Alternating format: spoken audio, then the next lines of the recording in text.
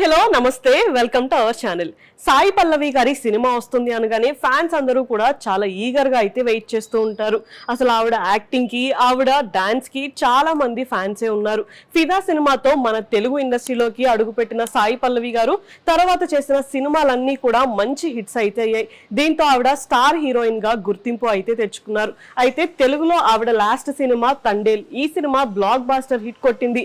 100 కోట్లు కలెక్ట్ చేసి నాగ చైతన్య గారి కెరియర్ లోనే బిగ్గెస్ట్ హిట్ గా అయితే నిలిచింది. అయితే ఈ సినిమా తర్వాత సాయి పల్లవి గారు ఇప్పటి వరకు తెలుగులో ఇంకొక సినిమా అయితే చేయలేదు. ఇంకో సినిమా కమిట్ అయినట్టు కూడా టాక్ అయితే వినిపించట్లేదు. దీంతో ఆవిడ ఇంకా అసలు తెలుగులో సినిమాలే చెయ్యరు అని చెప్పి ఒక టాక్ అయితే వినిపిస్తుంది. కానీ ఇప్పుడు ఆవిడ బిజీగా ఉండడం వల్లే ఆవిడ తెలుగు సినిమాలని ఓకే చేయట్లేదు అని చెప్తున్నారు.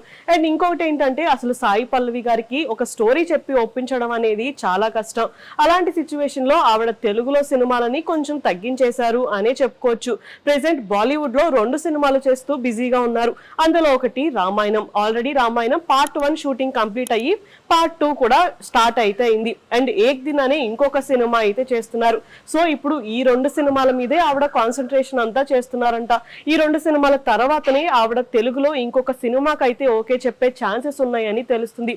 అయితే రీసెంట్ గా వేణు గారి ఎల్లమ్మ సినిమాలో కూడా ఫస్ట్ సాయి పల్లవి గారిని అనుకున్నారు. కానీ ఆవిడ డేట్స్ లేకపోవడం వల్లనే ఇప్పుడు ఆ ప్లేస్ లో కీర్తి సురేష్ గారు హీరోయిన్ గా చేస్తున్నారు అని ఒక టాక్ అయితే వినిపిస్తుంది. సో మొత్తానికి ఆవిడ అసలు తెలుగు ఇండస్ట్రీని వదిలిపెట్టలేదు అని దీంతో క్లారిటీ అయితే వచ్చేస్తుంది.